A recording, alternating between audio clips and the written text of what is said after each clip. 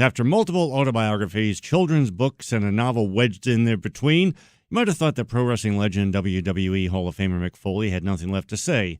Well, you could not be more wrong. Mick has finally sat down to express his love for and share stories about his favorite topic in the world, Christmas. Just a heads up, by the way, for parents listening with young children within earshot, you might want to chase them away right now because this isn't just a story about waiting for Santa.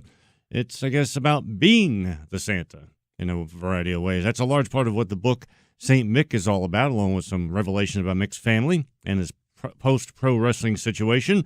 So with all that said, we say hello to Mick Foley. Thanks for being here. Hey, I appreciate the warning to the parents as well. It's it's a tricky thing when people say, "Is it a book for children?" And it's like it's a G-rated book that's not for children. Like there's no bad words in there, no bad thoughts, no suggestive comments. But it's definitely about being an ambassador. A big part of the book is about being what I call an ambassador for Santa, and we don't want the little ones to ask too many questions about that. That's right. That's they have enough confusion between nap time and kindergarten and going to the first grade. So to give you some info, too, realmickfoley.com is the website, and Mick's got a variety of appearances coming up in our neck of the woods.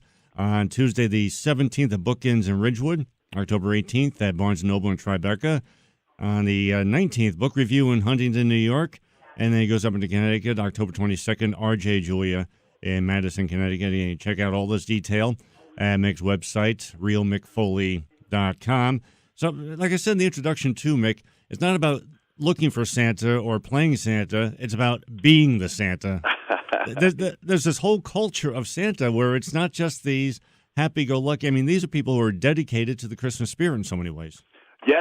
I think I was in a documentary a few years ago, still available on Netflix, I Am Santa Claus, that shed some light on that world. And I think people had thought that Santa was something you end up doing, out of desperation. There was a guy in the Sports Illustrated article who painted me as like a down-on-his-luck loser because I mentioned I had a gig and I had a Santa suit in my bag. And then when I called him after the article hits like 8 million people, I was like, what led you to believe that any of this was true? He said, why else would anyone be Santa Claus? And I thought, it was like, well, here's a position where you're literally bringing joy to people's lives. And I thought to myself, who wouldn't want to do that? So that was before I'd really taken the big plunge, and this is my 6th year. And I love it. You talk about becoming this iconic character as opposed to playing it, and that's what's similar to being in the ring, where you really feel the character and you feel in your heart you are that character, and then the portrayal is much more. It's much more fun and really convincing for the children, and often for the adults. Was this whole idea, did it have its roots in any desire that you had to continue performing? Because as you've written up before, you knew the ring days were coming to the precious few and the inevitable end, but it's tough to walk away from that spotlight of performing. It is, yeah, it is. And I mentioned in the book that one of the biggest struggles any performer has, or almost any performer in our wrestling business has, is trying to find something that makes them feel the way they did when they were in the ring. And so I was lucky. I was doing a one-man show, and there were certain nights when things were going great that, I felt that way. But there was always the hassles with, drunks in the audience, yelling out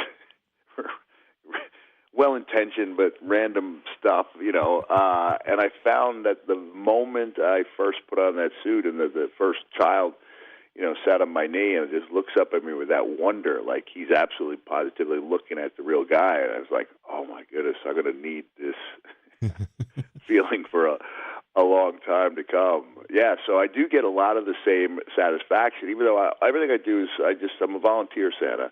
I have a great organization called Christmas Magic on Long Island that helps make the magic of Christmas morning possible for kids living in homeless shelters and foster homes and other transitional houses. So it's not like I'm doing it for the money. And I'm proud to say I donated the advance to different children's charities that I've gotten to know. So this is like a labor of love, and both writing it and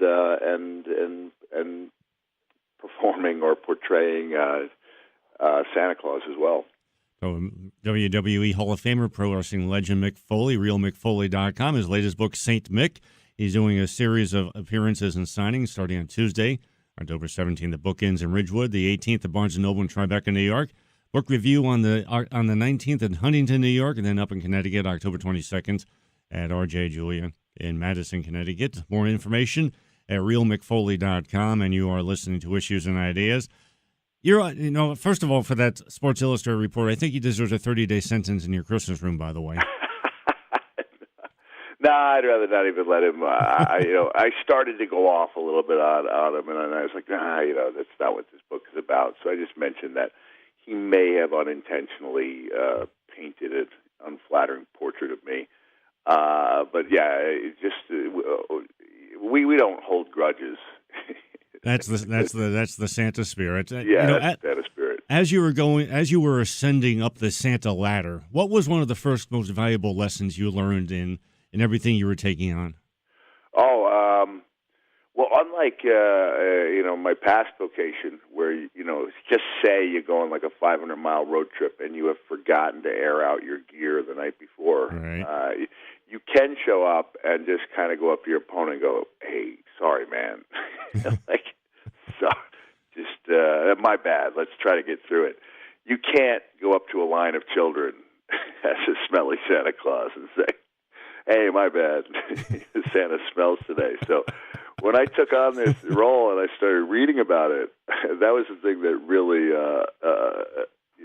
made me feel some sense of trepidation, like all the grooming involved, because I'm not a fashion censored guy, and the grooming of the beard and the whole idea, no nose hairs, no spices for 6 weeks, before you take on the role, to be clean at all times. I was like, I don't know if I can do that, but I make sure that the experience for the child is a pleasant, sensory one. So always have an extra candy cane in the bag just in case. That's right. Be prepared. So that's there's a great side story you have going through Saint Mick as well too. That you were just like every parent. You never want to let Christmas go with your kids. And every year you just have to, and it just becomes the older they get, the bigger challenge it becomes, unless they have that Christmas spirit. Yeah, the older they get, the bigger the lie. I don't look at it that way. I had to get creative, and when my kids finally confronted me, we had a really nice, talk. I'm glad you read the book. It seems you enjoyed it. And that was kind of a unique side story, is that most guys who take on this role are not still trying to nurture that spirit with their children. And so there was this real telling point where my children, they confronted me, for people to read it. It was a unique set of circumstances, and they said, they started asking questions like, what about Santa's Village? Santa's Village is a theme park in the mountains in New Hampshire. And I said to my kids, all right, it might be cool to know that Santa got in a sleigh in, like 10 minutes from the North Pole. They go, yeah. I said, but isn't it just as cool to know that he actually got in a car and drove 15 hours round trip to surprise you? And they had to admit that was kind of cool. So it reminded me of WWE and the wrestling world, in the sense that you could dismiss it as being, they're not even, they're pretending. But when you find out what it is, and the lengths that people will go to entertain their fans, I'm talking about, WWE performers in the ring, it actually makes it more special. It's more intricate than just one guy in a sleigh, that it's thousands of people going out of their way to be, warmer, kinder, nicer, gentler, and that there is a very real Christmas spirit. For every Scrooge out there, there's dozens of people touched by this Christmas spirit that make the holidays so special. And every Scrooge can be reformed. I saw the one story, you were going into the concert at that last second, and you ran into a Scrooge, and you converted him. You converted a Scrooge. Yeah. He dropped an F-bomb on old Santa, and I said, why are you so angry? He said, because I don't like you. I said, I think what you're telling me is you're not happy with yourself. And about 2 minutes later, after talking to me, he's like, "Oh, Merry Christmas, Santa." So now, if that was me without the red suit and someone dropped an F-bomb on me, I wouldn't have taken it in such a nice way. But there is something. There's like an honor and an obligation to be a little bit nicer or a lot nicer when you put that suit on. If you take it seriously like I do, seriously enough to write a memoir about it, certainly. Well, you got to keep ahead, just in case Winston Churchill gets reincarnated and starts writing autobiographies again. You got to keep this, you got to keep the spread out like the way it is. He stopped at 3. I joked saying that I saw the sales numbers from my 4th memoir, and I'm like, all right, now I know why Churchill stopped at 3. It's not like there was a demand for this book. I really don't know what the audience is. I imagine like maybe over the course of time, maybe some Christmas lovers will flock to it, but fortunately, the people who show up in like bookends at Ridgewood and Barnes and Noble and Book Review, they'll be mostly wrestling fans, and then if they read the book, they'll like it, but it's not written with the wrestling fan in mind. That's what I wanted to say to close this out too. Is if you're looking for the idea of the Christmas spirit and have some laughs along the way and some reality along the way too, because Mick writes about some of the challenges that his family faced and are facing today. One of his sons with autism, dealing with that, certainly here in New Jersey with the autism rate being as high as it is. I know there are families out there dealing with that, so you can find maybe a little camaraderie in that part of the story as well. You can, if you're a Mick Foley fan, maybe you can have a debate with other Mick Foley fans. Has Norah Jones replaced Tori Amos in Mick Foley's musical Hearts? You might have to go, get onto the message boards about all that going on. But whatever the case may be, this is a great Christmas story. It's a great family story.